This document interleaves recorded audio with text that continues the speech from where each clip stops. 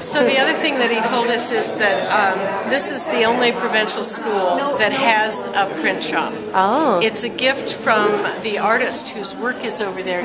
He's one of the most famous Cuban artists, and we even saw his work in the United States. What's his name? Now, I'm not going to pronounce it very much. Pucho. It looks like it's spelled K-L-H-O, but it's pronounced this video right there. And so he raised money to pay for this studio, and he teaches workshops all over Cuba. He stopped making artwork so that he can teach the youth. So he teaches professionals, retired people, but mostly young people. And he's from this city, and that's why he gives... He has camps.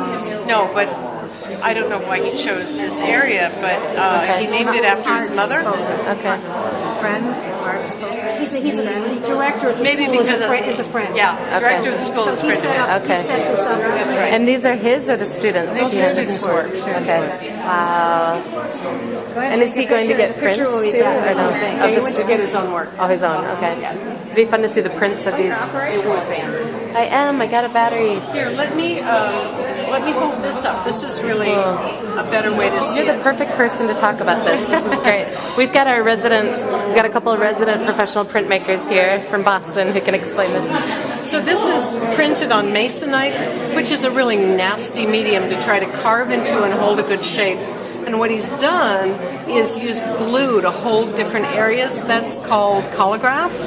So he's combining carving and adding material to the plate. Yes. And it's actually a really beautiful plate. And this is quite sophisticated. Have wonderful textures too. You see the different textures. This is dense. This is a little more open. This is soft. It can be done with. You can do it with sandpaper. You add materials to the backing, and then you just build it up. So it's a mixed media project, and cutting outside the edge like this is very sophisticated. Honestly, and we see that all over Cuba. That's really for a student to do that is very interesting because it's a more sophisticated thing. To break, they call it breaking the picture plane. Yep. And what is this material? What is this on? Masonite. Just masonite? Okay. Piece of masonite, no, it could be cardboard. Well, he's using the back of the mace. No, I think it's cardboard. It is. This is cardboard, and that's amazing. And then you put like gesso on it, something like that to keep it something plastic. Look at the form. It looks like legs cross-legged, and then maybe some. Are they arms or phallic? No, they're shoulders, hands, and shoulders. Hands, and holding some sort of a round. I think they're holding each other's arms. The hand on the shoulder. Could be. Yeah. Oh yeah. And this could be, a head, but it's an abstraction shape. Oh, I want to see the print. I know. I hope he's bringing them. For my students who have never done printmaking probably before, so it looks blue now. It's absorbed the ink. Can he apply other colors to it? Absolutely. As soon as it's dry, there's going to be a little bit of feedback, as it gets wet again, but it's not bad. Yeah. And this so you can change color. Well, you can change colors and you can mix colors right on the plate. This is interesting because this is like a masonite, and he's carved deeply, and in places he's carved it out, so that when he prints this will print the color of the paper. Right. And then, and he'll have deep embossing. And this, now would you call this a woodcut, even though it's... It's a relief print. A relief print. It's a relief print. But it's a woodcut technique. A woodcut technique on probably masonite. It's just not wood. Right.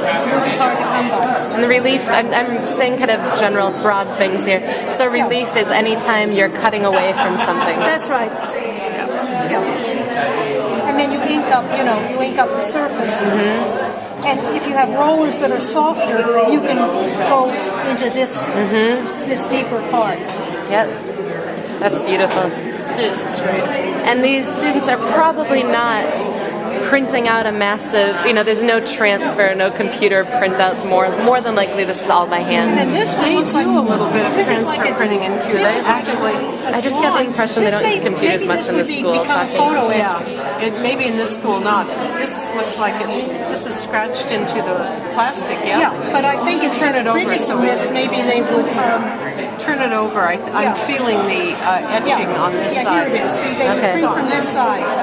and I have seen Dremel tools in the studios. Okay. So it could be carved with the Dremel or etched with a Dremel tool. And then this is somehow added. This is some kind of this is glue. Now, someone, if they wanted to, if they didn't have any tools, they could take a regular transparency and just press really hard with a pencil or a with a pencil, or not with graphite, but with a sewing with a needle, or even a paper clip could maybe work. And then you would use this as an etching.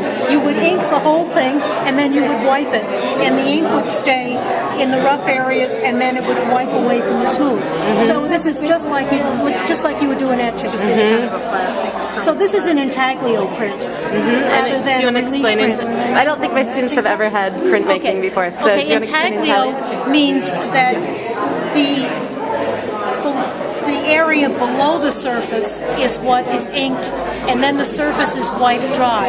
Relief print, you ink the surface, and what's below the surface remains uninked.